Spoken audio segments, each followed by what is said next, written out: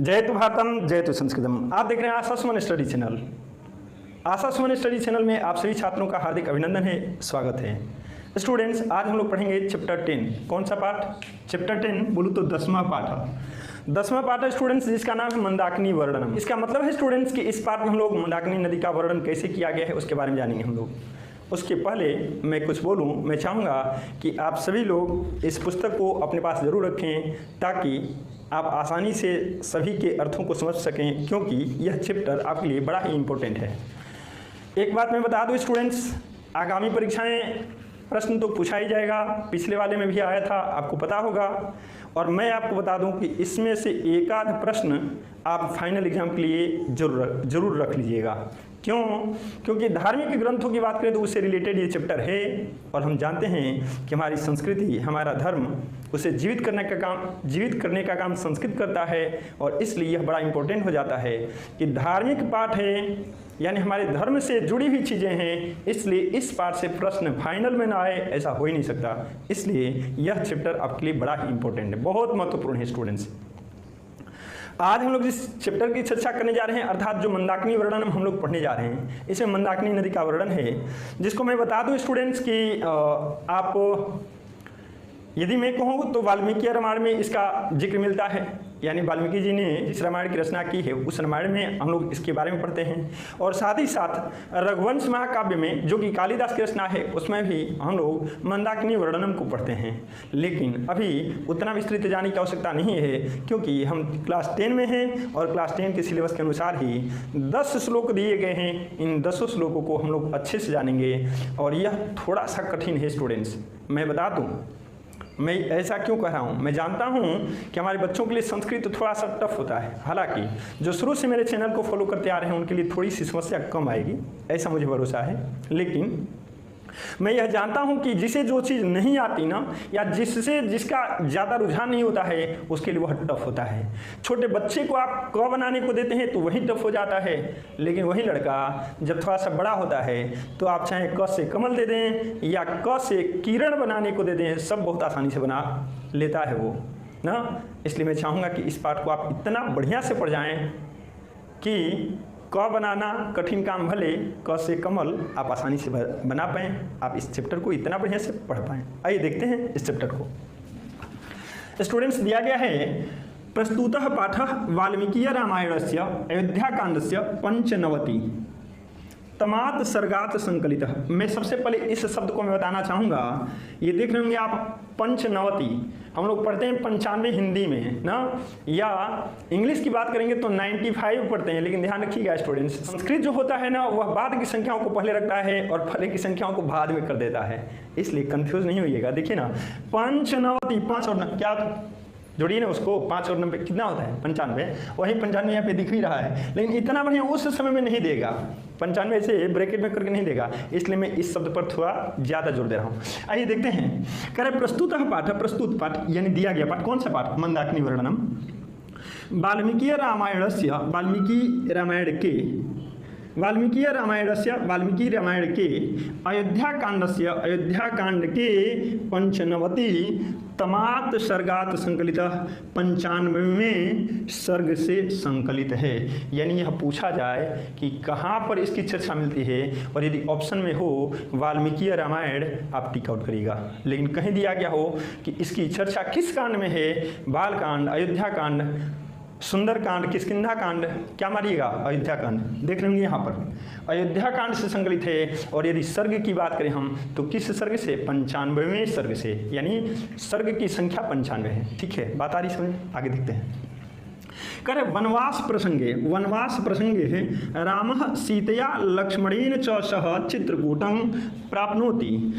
वनवास के प्रसंग में एक ऐसा समय आता है जब कैकेयी अपने वर को राजा दशरथ से मांग चुकी हैं। राजा दशरथ अपने मुखारबिंद से कुछ कहना नहीं चाहते, लेकिन राम उनकी भावनाओं को समझ करके, और जैसा उनको प्रजा से पता चला हुआ है कि माँ कैकेयी ने ऐसा वरदान मांगा है जिससे हमारे पिताजी कुछ बोल नहीं पा रहे हैं, तुरंत तैयार हो जाते हैं वन गमन के लिए। कहाँ जाने के लिए? वन जाने के लिए। सोचिए, ऐसी मर्यादा पुरुषोत्तम नहीं कहे गए। इसलिए यदि आप भी कुछ कष्टों को झेल रहे हैं तो ये ना सोचिए कि हम बहुत बड़ा उपकार कर रहे हैं किसी के ऊपर, नहीं, कष्ट खूब झेलिए। कष्ट झेले राम तब जाकर के मर्यादा पुरुषोत्तम कहलाए। कष्ट झेले कृष्ण कब? पांडवों की तरफ से जब लड़ाई लड़ रहे थे। कभी कभी इतना धर्म संकट आ जाता था ना, घंटों घंटों अर्जुन को समझाना पड़ता था, बताना पड़ता था, और तब जाकर के युद्ध के लिए तैयार करना पड़ता था। ये परिस्थितियां थी, तब जाकर के उनको योगेश्वर श्री कृष्ण कहा गया। क्या कहा गया? योगेश्वर श्री कृष्ण। और हम लोग ईश्वर के रूप में उनकी पूजा आराधना करते हैं। बातें आ रही समझ में? आगे देखते हैं स्टूडेंट्स। कह रहे वनवास प्रसंग में, उसी वनवास की चर्चा हो रही। वनवास प्रसंग में राम सीता और लक्ष्मण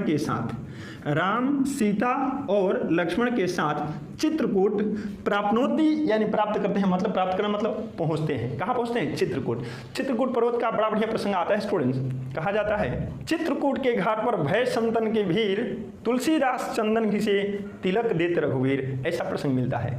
उसी चित्रकूट की चर्चा हो रही है, इसलिए ध्यान एकदम बनाए रखिएगा स्टूडेंट्स।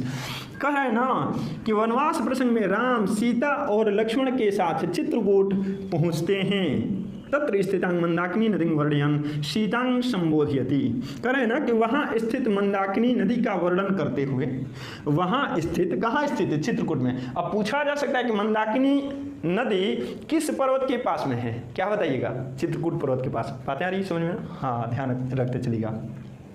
वहाँ स्थित मंदाकिनी नदी का वर्णन करते हुए सीता को संबोधित करते हैं। किसको बता रहे हैं? सीता को। कौन बता रहा है? राम बता रहे हैं। किसके बारे में? मंदाकिनी नदी के बारे में। मंदाकिनी नदी किस पर्वत के पास है? चित्रकूट पर्वत के पास है। तो ये सभी चीज़ें आप बढ़िया से समझ पाएंगे यदि आप मेरे चैनल को देख रहे हैं या अच्छे ढंग से इस टॉपिक को सुन रहे हैं, समझ रहे हैं। तो करे इयं नदी, यह नदी, इयं का प्रयोग क्यों किया गया? अयम का क्यों नहीं? इदम का क्यों नहीं? सबका अर्थ तो यही होता है। अयम मीन्स भी यह, इदम मीन्स भी यह, इयम मीन्स भी यह, इयम का प्रयोग। हाँ स्टूडेंट्स ध्यान रखिएगा। नदी चूंकि स्त्रीलिंग शब्द है, नदी कैसा शब्द है? स्त्रीलिंग शब्द है, इसलिए इयम जिसका अर्थ यह होता है, स्त्रीलिंग शब्द का प्रयोग किया गया। अयम स्टूडेंट्स पुल्लिंग में आता है और इदम नपुंसकलिंग में आता है। ठीक ना?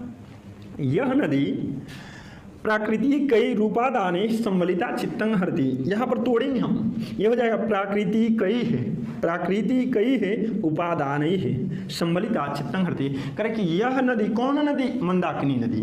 कौन नदी? मंदाकिनी नदी। प्राकृतिक उपादानों से, यानी प्राकृतिक संसाधनों से सम्मिलिता, संवरी हुई, सुशोभित होती हुई, चित्तंग हरती, चित्त को हरती है, मन का हरण करती है। मन का हरण करना, मन को माने चुरा ले जाती है, मन को आकर्षित करती है। इतनी अच्छी सुंदरता है। उस सुंदरता का बखान अभी हम लोग करेंगे, जिसका बखान प्रभु श्री राम ने सीता जी से किया हुआ है, उसकी चर्चा आगे हम लोग करेंगे। तो इतना सुंदर वर्णन है ना। और स्टूडेंट्स, जिसने प्रकृति से प्रेम नहीं किया ना, वो प्रेम की भाषा समझेगा ही नहीं। प्रकृति हमें बहुत कुछ सिखाती है, बहुत कुछ देती भी है, लेकिन हम लोग प्रकृति की कीमत को समझ नहीं पाते। कोरोना काल में आपने देखा होगा ना, कोरोना काल में आपने देखा होगा, जिसकी चर्चा मैं बार बार करता हूँ, और इसलिए करता हूँ कि आप अपने जीवन में कम से कम पेड़ जरूर लगाइएगा। अच्छा काम है, पेड़ लगाना जरूर करिएगा। क्यों?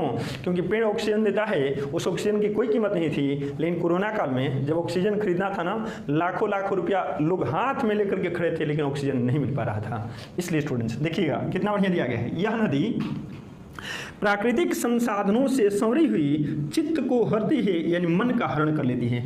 अस्याह वर्णन, इसका वर्णन कालिदासो रघुवंश काव्य अपि, तोड़ेंगे इसको, रघुवंश काव्य धन अपि, रघुवंश काव्य धन अपि, इसका वर्णन कालिदास ने रघुवंश काव्य में भी 13 सर्गे करोति 13वें सर्ग में किया है। पूछा जा सकता है कि कालिदास ने रघुवंश महाकाव्य में मंदाकिनी नदी का वर्णन किस सर्ग में किया है? तो आपका जवाब होना चाहिए 13वें सर्ग में। किस सर्ग में? 13वें सर्ग में। उधर ऊपर में ध्यान रखिएगा कि अयोध्या कांड की बात करेंगे तो 95वां सर्ग है, और रघुवंश महाकाव्य की बात करेंगे तो 13 सर्ग यानी 13वें सर्ग में उसका वर्णन मिलता है, जिसका वर्णन कालिदास ने रघुवंश महाकाव्य में किया है। अगली लाइन देखेंगे, करे अनुष्टुप छंदसी महर्षि वाल्मीकि मंदाकिनी वर्णने प्रकृति यथार्थं चित्रणं करोति। अनुष्टुप छंद में पूछा जा सकता है कि रामायण किस छंद में है? वैसे तो रामायण में और सारे छंद मिले हुए हो सकते हैं, लेकिन सबसे ज्यादा प्रयोग अनुष्टुप छंद का हुआ है, इसलिए अनुष्टुप छंद ही आपका उत्तर होना चाहिए। करे अनुष्टुप छंद में महर्षि वाल्मीकि ने मंदाकिनी के वर्णन में, मंदाकिनी नदी के वर्णन में प्रकृति का यथार्थ चित्रण किया है। यथार्थ चित्रण क्या है? यानी वास्तविकता का परिचय करा है। ऐसा नहीं कि सब कुछ बनावटी उन्होंने डाल दिया, कुछ भी बनावटी नहीं, यथार्थ मतलब जो जैसा है वैसा मैं कह रहा हूँ, तो मतलब मैं यथार्थ बता रहा हूँ, वास्तविकता बता रहा यानी यथार्थ बताना। बातें आ रही समझ में ना। फिर देखिएगा, अनुष्टुप छंद में महर्षि वाल्मीकि ने मंदाकिनी नदी के वर्णन में प्रकृति का यथार्थ चित्रण किया है। यहाँ तक कोई दिक्कत है? कोई दिक्कत है? मुझे तो लग रहा है कि कोई दिक्कत नहीं है। यदि दिक्कत नहीं है तो हम लोग श्लोक की तरफ चलेंगे। ध्यान रखिएगा स्टूडेंट्स, इसमें कुल 10 श्लोक हैं और 10 में बहुत ही अच्छे ढंग से राम ने मंदाकिनी नदी के बारे में सीता को बताया है। कैसे देखिएगा, विचित्र पोलिनां रम्यां हंस सारस सेवितां कुसुमहे उपसंपन्नां पश्य मंदाकिनीं नदीं। करे विचित्र पोलिनां यानी रंग बिरंगे पुलों वाली, पुल का मतलब तट समझ लीजिएगा, रंग बिरंगे तटों वाली, लेकिन कैसी? रम्यांग, रम्यांग का मतलब रमणीय, आकर्षक, सुंदर, ठीक है। हंस सारस सेविताम यानी हंस और सारस से सेवित, अर्थात जहाँ पर हंस और सारस मौजूद रहते हैं, हंस और सारस के द्वारा जिसकी सेवा की जाती है, ठीक है। करे कुसुमहि ही उपसंपन्नाम, यहाँ से र में ऊ है, र में ऊ है, र को इधर करेंगे, र हलंत को, ये विसर्ग में बदल जाएगा। तृतीया बहुवचन का शब्द है, यहाँ से ऊ इधर आ गया, उपसंपन्नाम, ठीक है। फूलों से संपन्न, फूलों से संपन्न, पश्य देखो, मंदाकिनी, मंदाकिनी को, नदीम, नदी को। कुछ आया समझ में? नहीं ना, घबराए नहीं, ये तो शब्दों का अर्थ में समझा रहा था। अब हम लोग देखेंगे श्लोक का अर्थ। देखिएगा, करे ना, रंग बिरंगे तटों वाली, रंग बिरंगे तटों वाली, हंस और सारस जैसे पक्षियों से सेवित, रंग बिरंगे तटों वाली हंस और सारस पक्षियों से सेवित, जो कैसी है? सुंदर है। देखो, देखो, क्या देखो? मंदाकिनी नदी को देखो। लेकिन उसके साथ यह है कुसुमहि ही उपसंपन्ना, यानी रंग बिरंगे फूलों से भी जो संपन्न है। लेकिन राम न कह रहे हैं और सीता से न कह रहे हैं, तो इसमें एक शब्द आप जोड़ सकते हो, हे सीते। क्या जोड़ोगे? हे सीते। चूंकि सीता की चर्चा और सीता को संबोधित कर रहे हैं। ऊपर हम लोगों ने यहाँ पर पढ़ा है कि सीतांग संबोधित, सीता को संबोधित करते हैं, और कौन? तो राम, राम की चर्चा, ये राम सीता को संबोधित कर रहे हैं ना, तो आप लगा सकते हो हे सीते, हे सीते, रंग बिरंगे तटों वाली, सुंदर, हंस और सारस से सेवित, फूलों से संपन्न मंदाकिनी नदी को देखो। सोचो ये दृश्य कैसा लगता होगा। सुंदर सुंदर तट हैं, सुंदर सुंदर किनारे हैं, जहाँ पर अच्छे अच्छे फूल दिख रहे हैं। हंस और सारस जिस नदी की सुंदरता को और बढ़ा रहे हैं, 4 चांद लगा रहे हैं, और वैसी मंदाकिनी नदी का दर्शन राम जी सीता जी को करा रहे हैं। आ रही बात नहीं समझ में? आगे देखते हैं। नानाविधे स्थिर रूहैर्वृदां पुष्पफल द्रोमैः राजन्तीं राजराजस्य नलिनीमिव सर्वतः। पढ़ने में दिक्कत हो रही है ना? मैं बता रहा हूँ आपको, अनुष्टुप छंद की चर्चा चली है। अनुष्टुप छंद में स्टूडेंट्स ध्यान रखिएगा, 8 शब्दों को एक साथ रखिएगा ना, आपका उच्चारण ठीक ठाक हो जाएगा। 8 शब्द एक साथ, देखिए ना यहाँ पे 1 2 3 4 5 6 7 8, यहाँ तक आप मान के चलिए पहला पद हो गया ना।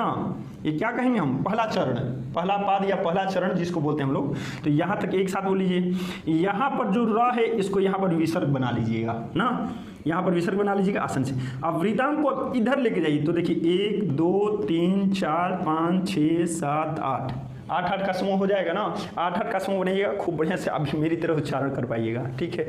देखिए और समझने का प्रयास करिए। नानाविधैस्तीर्रूहैः वृतांग पुष्पफल द्रोमैः राजन्तीं राजराजस्य। यहाँ पे आ रहा है, देखते हैं 8 हो रहा है कि नहीं। 1 2 3 4 5 6 7 8। कुछ लोगों का प्रश्न आ रहा है सर छोड़ रहे हैं। हाँ छोड़ रहा हूँ मैं, इस 9 को मैंने छोड़ा है, लेकिन नौता संयुक्त इसको मैंने छोड़ा है, दंत सयासन इसको मैंने छोड़ा है। आधे की गिनती नहीं की जाती, इसको ध्यान में रख लीजिएगा। आधे जो भी वर्ण होंगे ना उनकी गिनती नहीं की जाती। आगे देखिए फिर से 8 हो जाएगा।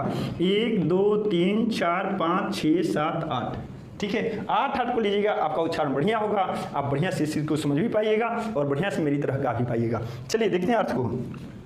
करें नानाविधि, नानाविधि भिन्न भिन्न प्रकार के, नानाविधि भिन्न भिन्न प्रकार के तीर, तीर मीन्स तट होता है, किनारा होता है। रूहैर वृतांग, रूह को यानी मन को प्रसन्न करने वाले।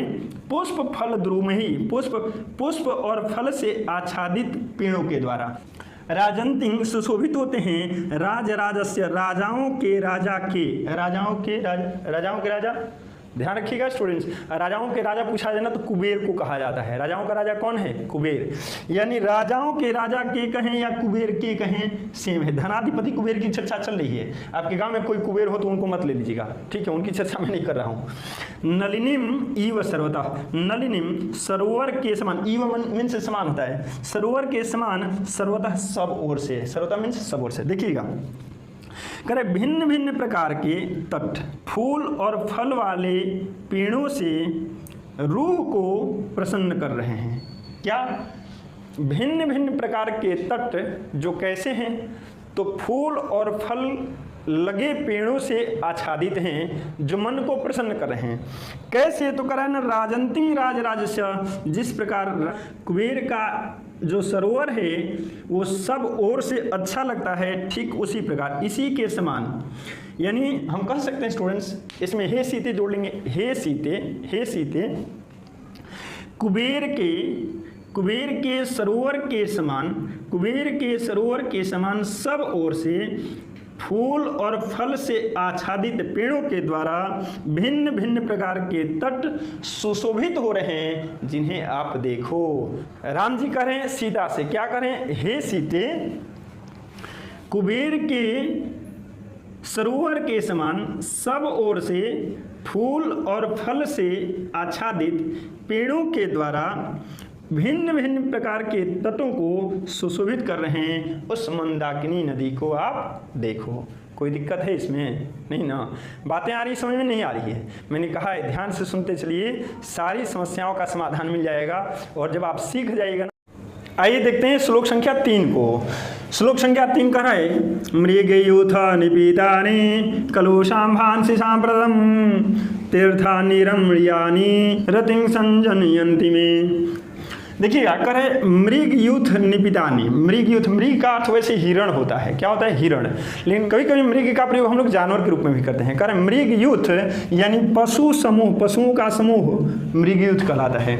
निपितानी पिए जाने से, करे ना पशु समूह के द्वारा पिए जाने से कलुषाम भांसी सांप्रतम, इस समय कलुषित हो गया है। सांप्रतम मीन्स इस समय, कलुषाम भांसी यानी कलुषित हो गया है, गंदा हो गया है। जल कैसा हो गया? मलिन हो गया है। आपने भी देखा होगा, यदि आप गांव के बच्चे होंगे तो, गांव के छात्र होंगे तो, जब आपके यहाँ सरोवर हो, पोखरा, तालाब कुछ भी हो, वहाँ पर यदि आपके यहाँ के मवेशी जाते हैं चरने के लिए ना, तो चरने के क्रम में जब पानी पीने जाएंगे उस नदी में, उस पोखरे में ना, तो आपने देखा होगा कि किनारे, अब आपकी तरह समझदार तो हैं नहीं वे लोग ना, पैर डाल देते हैं तो वहाँ से मिट्टी क्या होती है? निकलने लगती है, पानी पूरा गंदा हो जाता है ना। उसी की चर्चा यहाँ पर की गई है।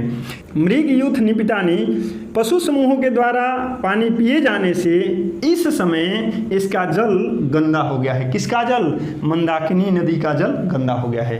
तो क्या गंदगी बताने आए हैं? ना ना, आगे देखिए, तीर्थानी रमणीयानी, लेकिन कह रहे हैं कि फिर भी तीर्थ कैसे लग रहे हैं? रमणीय लग रहे हैं, मन को आकर्षित करने वाले लग रहे हैं, मनोहर लग रहे हैं। रतिं संजयंती में, और वे मेरे हृदय को प्रसन्नचित कर रहे हैं। क्या कर रहे हैं? वे मेरे हृदय को प्रसन्नचित कर रहे हैं। आप लिख सकते हैं, आप कह सकते हैं कि हे सीते, पशु समूह के द्वारा पिए गए जल से इस समय नदी कलुषित हो गई है, यानी नदी का जल गंदा हो गया है, नदी का जल मटमैला हो गया है। लेकिन फिर भी यह तीर्थ रमणीय तीर्थ है, यह तीर्थ मनमोहक तीर्थ है, जो मेरे हृदय को क्या कर रहा है? प्रसन्नचित कर रहा है, जो मेरे हृदय को आह्लादित कर रहा है। कोई दिक्कत? आगे चलते हैं। श्लोक संख्या 4, जटाजिन्धरा काले वल्कलोत्तरवाससः ऋषयस्त्वगाहन्ते नदीं मंदाकिनीं प्रिये। यहाँ पर गिनिएगा, ये 8 हो जाएगा, इधर वाला इसके इधर 8, इसलिए इस चीज़ का आप ध्यान रखिएगा कभी भी उच्चारण करते समय। यानी यदि वह अनुष्टुप छंद में, तो निश्चित रूप से वह 32 मात्राओं वाला होगा ना, और 32 वर्ण जब आप गिनिएगा तो 8 के 4 पाद होंगे, 4 चरण होंगे, 8 को संकलित करेंगे तो आपका उच्चारण सही जाएगा। जटा जिनधरा यानी जिन्होंने जटाओं को धारण किया है, जिन्होंने मृग चर्म को धारण किया है। जटा जिनधरा का अर्थ जटा और मृग चर्म धारण करने वाले। फिर कह रहा है काले यानी समय में, काले मतलब समय में, सप्तमी का एक वचन है। वल्कल उत्तर वास यानी वल्कल पहनने वाले, वल्कल क्या है स्टूडेंट्स ध्यान रखिएगा, पेड़ों की छालों को वल्कल कहा जाता है ना, यानी वल्कल पहनने वाले। फिर कहना है ऋषयः तु अवगाहन्ते नदीं मंदाकिनी प्रिय। ऋषि तो अवगाहन्ते, ऋषि तो स्नान कर रहे हैं नदी मंदाकिनी प्रिय, हे प्रिय नदी मंदाकिनी को अर्थ समझेंगे। प्रभु श्री राम सीता को संबोधित करते हुए कह रहे हैं हे प्रिय। ध्यान रखते चलिएगा, इस बार के प्रश्न में कहा गया था कि सीता को किन किन संबोधनों से राम ने संबोधित किया है। शायद ऐसा ही कुछ प्रश्न था, आप सितंबर महीने का जो क्वेश्चन पेपर है उसको उठा कर देखिएगा। तो प्रिय शब्द से संबोधित किया है। अभी आगे और शब्द मिलेंगे, इसलिए ध्यान रखते चलिएगा।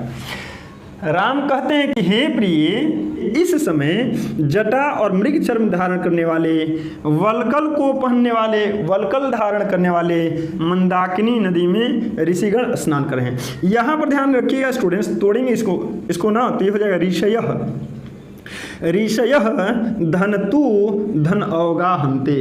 ऋषयः धनतु धन अवगाहन्ते कहने का भाव क्या है? कभी बात चल रही है प्राकृतिक उपादानों की ना, प्रकृति का चित्रण। इसी प्रकृति में तो हंस और सारस भी हैं। इसी प्रकृति में ये जटा या मृगचर्म धारण करने वाले ऋषिगण हैं, मुनिगण हैं ना, सबकी चर्चा हो रही है। मंदाकिनी नदी के आसपास जो भी चीज़ें उनको दिख रही ना, सब में वो आनंद ले रहे हैं। और यही सकारात्मक पक्ष होता है स्टूडेंट्स, कि आप जो भी चीज़ देखो ना उसमें अच्छाई देखो, बुराई नहीं देखो। राम कह सकते थे कि पशु जो तीर्थ में उस नदी में जाकर के पानी पी रहे हैं बड़ा गंदा हो गया है, कैसा ये बेकार पानी हो गया है ना, उन्होंने वो नहीं देखा। उन्होंने क्या देखा? गंदा पानी हो गया है फिर भी घाट कितने मनोहर लग रहे हैं, जो मेरे मन को आह्लादित करें, जो मेरे मन को प्रसन्न चाहिए। अच्छाई देखना सीखो स्टूडेंट्स, अच्छाई देखना। अच्छाई देखोगे, जब भी किसी में अच्छाई देखोगे आपका जीवन अच्छा रहेगा। बुराई देखना शुरू करोगे फिर तो आप खुद बुराई के रास्ते पर चल पड़ोगे, आपका बुरा होगा। इसलिए कभी भी मन में अच्छाई को लाएं, कभी भी बुराई से अपने आप को दूर रखें। आदित्यम उपतिष्ठन्ते नियमादोर्ध्वबाहवः एते परे विशालाक्षी मुनयः संसितव्रताः। आदित्यम उपतिष्ठन्ते, आदित्यम उपतिष्ठन्ते, आदित्य की उपासना कर रहे हैं। कौन कर रहे हैं जी? ये आदित्य कौन है जी? आदित्य, भगवान सूर्य को आदित्य भी कहते हैं ना। भगवान सूर्य के अनेक नाम हैं, उसमें एक नाम आदित्य भी। आदित्य की उपासना कर रहे हैं, आदित्य की पूजा कर रहे हैं, लेकिन कैसे? तो कह रहे हैं नियमात। दू देख करके मत कहिएगा नियमाद, नियमाद नहीं, त में ऊ जुड़ेगा, दू हो जाएगा। संधि का रूल है कि जब भी किसी वर्ग के प्रथम वर्ण के साथ कोई स्वर जुड़ रहा हो ना, तो वह अपने ही वर्ग का तीसरा वर्ण हो जाता है। त में ऊ स्वर जुड़ा गया तो तवर्ग का तीसरा वर्ण द दिख रहा है। इसका मतलब ये नहीं कि द हम पढ़ेंगे, नहीं। नियमात धन ऊर्ध्व बाहवः, बाहवः मतलब भुजाएं, बाहें, ऊर्ध्व मतलब ऊपर, नियमात मतलब नियम से। कैसे उपासना कर रहे हैं? तो नियम पूर्वक उपासना कर रहे हैं, दोनों भुजाओं को ऊपर करके उपासना कर रहे हैं, सूर्य की उपासना हो रही है। करे एते परे विशालाक्षी, विशालाक्षी आया शब्द, विशालाक्षी माँ सीता को संबोधित कर रहे हैं। माँ सीता के लिए विशालाक्षी शब्द, मैंने पीछे शायद बताया था आप लोगों को कि विशालाक्षी का अर्थ होता है बड़े बड़े आँखों वाली। हे सीते, सीते को कितना बढ़िया बढ़िया संबोधन दे रहे हैं। भविष्य में आपको ही सीखने की आवश्यकता है राम जी से ना, कि पत्नी आ जाए तो अच्छे अच्छे शब्दों से संबोधित करिएगा, आपका ख्याल बना रहेगा, आप पर पूरा का पूरा ध्यान रहेगा। इधर उधर करिएगा तो बड़ा गड़बड़ होगा। इसलिए देखिए विशालाक्षी किससे संबोधित किया गया? सीता को। मुनयः संसित व्रतः, मुनिगण, मुनिया मतलब मुनिगण, संसित व्रतः प्रशंसनीय व्रत, प्रशंसनीय व्रत बहुवचन में है, व्रतः शब्द आया है ना, प्रशंसनीय यानी जिसकी प्रशंसा की जाए। अब देखिएगा बढ़िया से अर्थ समझेंगे हम लोग। हे विशालाक्षी, प्रशंसनीय व्रत जो सूर्य की उपासना होती है ना, नियम पूर्वक दोनों हाथों को ऊपर करके मुनिगण कर रहे हैं। हे विशालाक्षी, मुनिगण नियम पूर्वक दोनों भुजाओं को ऊपर करके इस प्रशंसनीय व्रत को अर्थात सूर्य की उपासना, सूर्य की पूजा अर्चना कर रहे हैं। आगे देखिए। मारुतोधूत शिखरे प्रनृत्य इवा पर्वतः पादपैः पुष्पपत्राणि सृजद्भिरभितो नदीम्। यहाँ पे थोड़ा सा आपको ध्यान रखने की आवश्यकता है, इसको तोड़ेंगे तो ये हो जाएगा सृजद्भिः, सृजद्भिः धन अभितो नदीम्, सृजद्भिः धन अभितो धन नदीम्। अब देखेंगे हम लोग, मारुतोधुत शिखरे, मारुतोधित शिखरे यानी तेज हवाओं के चलने से चोटियों के द्वारा, शिखर का अर्थ होता है पर्वत का सबसे ऊपरा भाग, करें कि तेज हवा के कारण शिखरों के द्वारा यानी चोटियों से प्रणृत्य इव पर्वतः के समान पर्वत नृत्य करते हैं। किसके समान आगे चर्चा करेंगे हम लोग, के समान पर्वत नृत्य करते हैं। पादपहि पौधों के द्वारा पुष्प पत्राणी फूल और पत्तों को सृजत भीर भी तो नदी में, नदी के दोनों तरफ, अभिता शब्द आया है, नदी के दोनों तरफ। ध्यान दीजिएगा जरा, जैसे तेज हवाएं चल रही हों ना, तेज हवाएं चल रही हों और उसमें वैसे पेड़ जिसमें पुष्प लगे हैं, जिसमें फल भी लगे हुए हैं ना, वो क्या कर रहे हैं, हवा का तेज झोंका आया तो आपने भी देखा होगा ना, कभी कभी पेड़ एकदम नीचे की तरफ चले जाते हैं, फिर धीरे से खड़े हो जाते हैं, फिर नीचे जाते हैं हवाओं के झोंके के कारण। जब तेज हवाएं चलती हैं तो ऐसा आपको नजर आ रहा होगा। देखिए कवि की कैसी कल्पना है, वो कवि कैसे देख रहा है, ऐसा प्रतीत हो रहा है, ऐसा प्रतीत हो रहा है कि पर्वत नृत्य कर रहा है।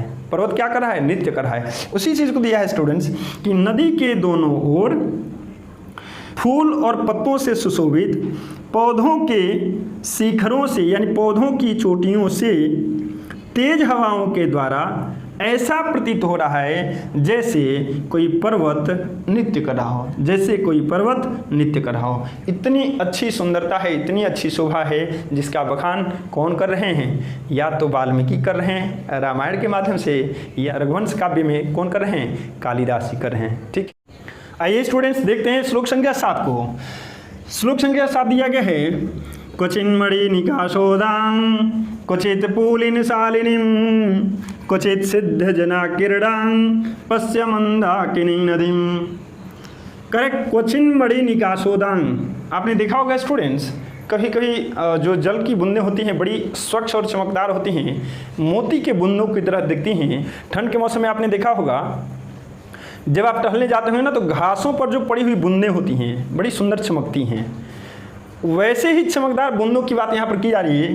क्वचिन मणि निकाशोदां, कहीं मणि के समान स्वच्छ और चमकीले जल वाली, क्वचित पूलिन शालिनीम, और कहीं सुंदर तटों वाली, मनोहर तटों वाली, क्वचित सिद्ध जन आकीर्णांग, और कहीं सिद्ध लोगों से आकीर्ण अर्थात मुनियों से भरे हुए, कहीं मुनियों से भरे हुए। पश्य देखो मंदाकिनी नदी, मंदाकिनी नदी को देखो। अर्थ कैसे लिखेंगे, यदि सीते कहीं मणि के समान चमकदार और स्वच्छ जल वाली, कहीं सुंदर तटों वाली, कहीं साधु संतों से आच्छादित, साधु संतों से भरे हुए मंदाकिनी नदी को देखो। आगे देखिएगा, निर्धुदान वायुना पश्य वीततान पुष्प संचयान पप्लूयमानान परान पश्यतं जल मध्यगान। ध्यान रखिएगा स्टूडेंट्स, यहाँ पर इसको तोड़ देना है ना, तब जा करके आप देखिएगा तो 8 का बढ़िया बैठेगा। 1 2 3 4 5 6 7 और 8, इसको नहीं, क्योंकि हलंत है, हलंत आधा माना जाता है। इधर देख लेंगे हम, इसको पूरा 9 मत मान लीजिएगा, ये मैंने लाइनिंग किया, आधा 9 है। 1 2 3 4 5 6 7 8। ध्यान रखिएगा, जब तक 8 का नहीं होगा ना, उच्चारण में कहीं ना कहीं त्रुटि आ ही जाएगी। ठीक है, तो इसको ध्यान में रखिएगा।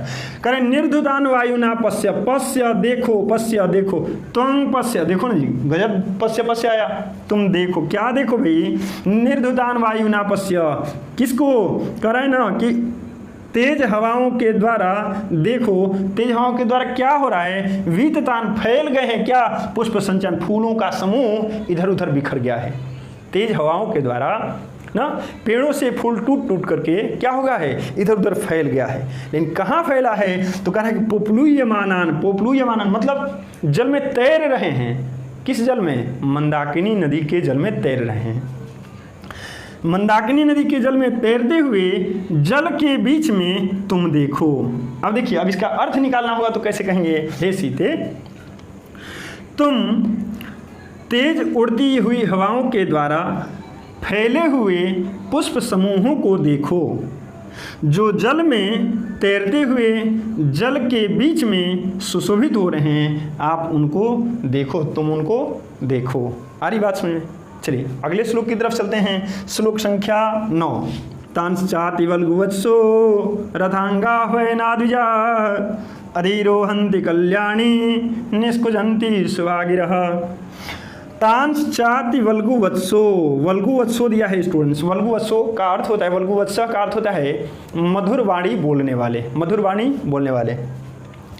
तान, तान का अर्थ होता है उन सबको। तम तो तान हम लोगों ने पढ़ा हुआ किस में, तद शब्द रूप में। जब हम लोग पुल्लिंग पढ़े होंगे ना तो उसमें हम लोगों ने पढ़ा होगा तम तो तान, द्वितीय का रूप में चला रहा हूँ, तम तो तान, द्वितीय के बहुवचन का शब्द है तान। तान मीन्स उन सबको, च मीन्स और, अति मीन्स बहुत। रथांगा वैना का अर्थ होता है स्टूडेंट्स चकवा, और द्विजा का अर्थ होता है पक्षी। क्या होता है, पक्षी। कह रहे कि अधिरोहंती कल्याणी, बैठे हैं हे कल्याणी, कल्याण करने वाली। कल्याणी का अर्थ कल्याण करने वाली। एक कल्याणी शब्द से ना किसको, माँ सीता को संबोधित कर रहे हैं भगवान राम। निष्कुजंता शुभाग्रह, शुभ वाणी के द्वारा कूज रहे हैं, यानी चहचहा रहे हैं। कौन, चकवा पक्षी। अब इसके पूरे अर्थ को देखेंगे। हे कल्याणी, अत्यंत मधुर बोलने वाले चकवा पक्षी सुंदर वाणी में कूज रहे हैं और पेड़ों पर बैठे हुए हैं। कोई दिक्कत। चलिए श्लोक संख्या 10 जो इस पाठ का अंतिम श्लोक है, कह रहा है दर्शनं चित्रकूटस्य मंदाकिन्यास शोभने अधिकं पूर्वासा च मन्ये तव च दर्शनात्। अब यहाँ पर एक शब्द ऐसा है स्टूडेंट्स जिसका हम लोग दो जगह पे प्रयोग कर सकते हैं।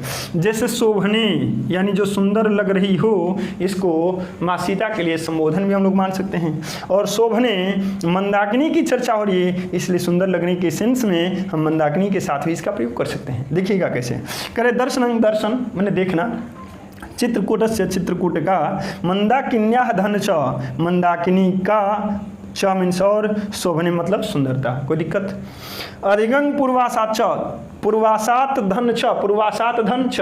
पूर्वासी किसको कहते हैं, पूर्वासी अयोध्या के लोगों को पूर्वासी, अयोध्यापुर में जो रह रहे हो यानी किसी भी स्थान में जो रह रहे हो ना उनको पूर्वासी हम कह सकते हैं।